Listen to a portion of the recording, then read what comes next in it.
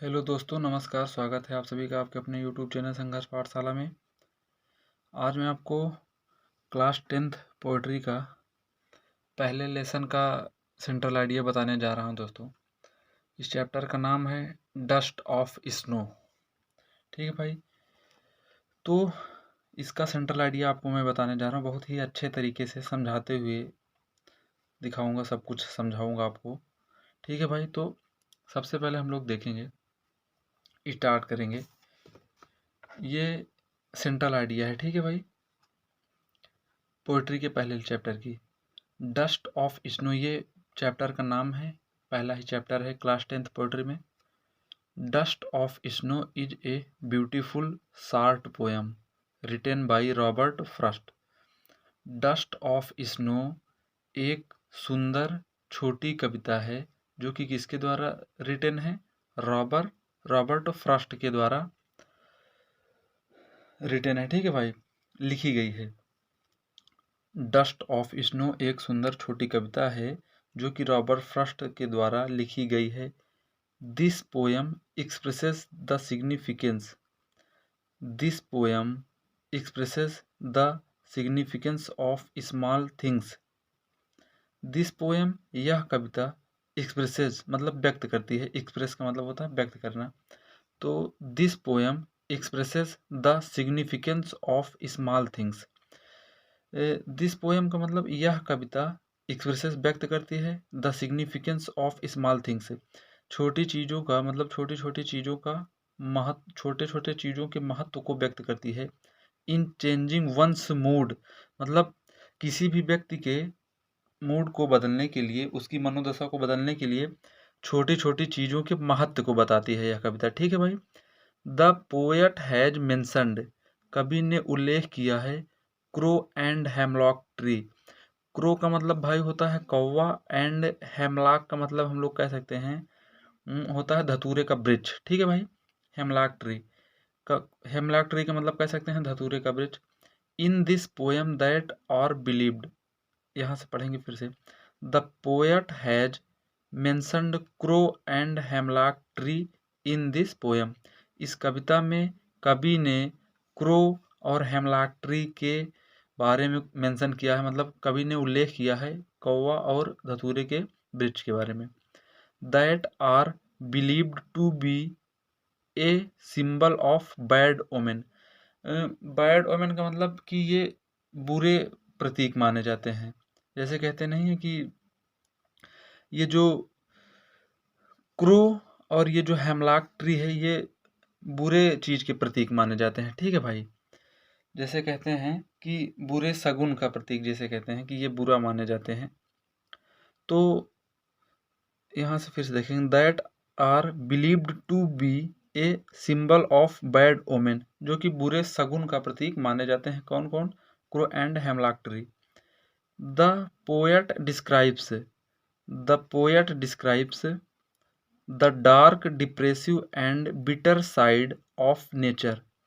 The poet describes, कवि वर्णन करता है, द डार्क का मतलब अंधकारमय, depressive and bitter.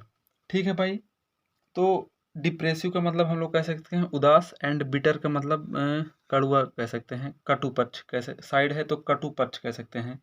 The poet describes, कवि वर्णन करता है, द डार्क अंधकार युक्त, डिप्रेसिव उदास, एंड बिटर साइड कटु पक्ष of nature to present his similar mood.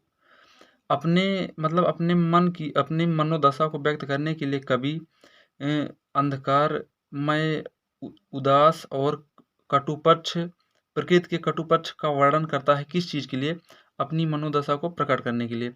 But लेकिन when the crow shook the hemlock tree, but when the crow shook the hemlock tree, लेकिन जब कौवा हेमलॉक ट्री को सूक करता है, सूक का मतलब भाई हिलाना कह सकते हैं। ठीक है, कौवा जब धतूरे के वृक्ष को हिलाता है, and snow particles fell on the poet, तब स्नो बर्फ के जो कण होते हैं वो कवि पर गिरते हैं।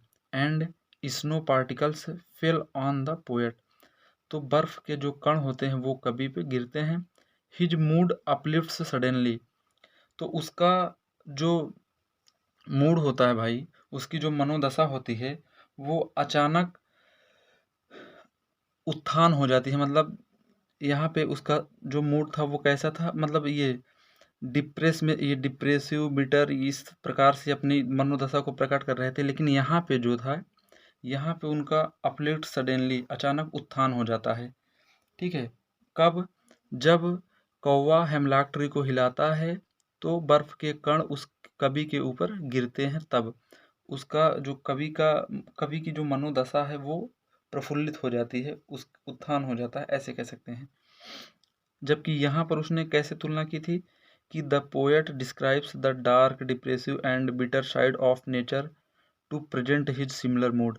जबकि यहाँ पे उसने अपने मनोदशा को प्रकट करने के लिए, मनोदशा को बताने के लिए, स्थिति को बताने के लिए dark depressive and bitter side का मतलब कटुपक्ष के, बिटर साइड ऑफ नेचर मतलब अपनी मनोदशा को प्रकट करने के लिए प्रकृति के इस तरीके से इन सब का वर्णन किया था। ठीक है भाई, dark depressive and bitter side of nature.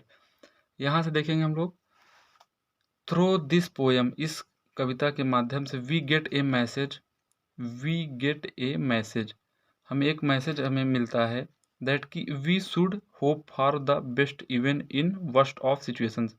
कि हमें वी गेट ए मैसेज, हमें यह मैसेज मिलता है कि दैट वी शुड होप, हमें बुरी परिस्थितियों में भी सबसे अच्छे की उम्मीद रखनी चाहिए, आशा बनाए रखनी चाहिए। ठीक है भाई, वी मस्ट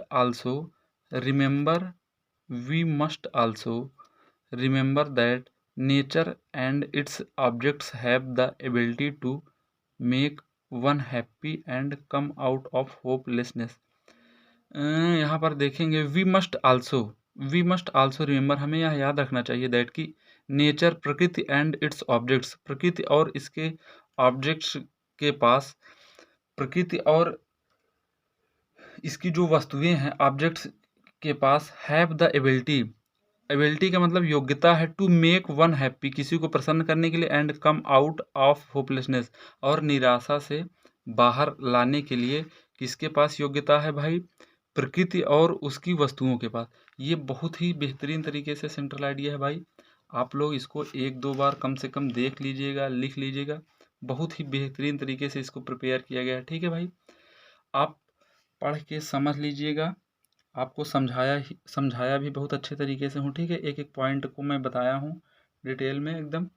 ठीक है भाई, तो आप इसको पढ़ लीजिएगा, समझ लीजिएगा, एक दो बार देखेंगे तो एकदम अच्छे तरीके से क्लियर हो जाएगा। बहुत ही अच्छे तरीके से मैं समझाने की कोशिश किया हूँ।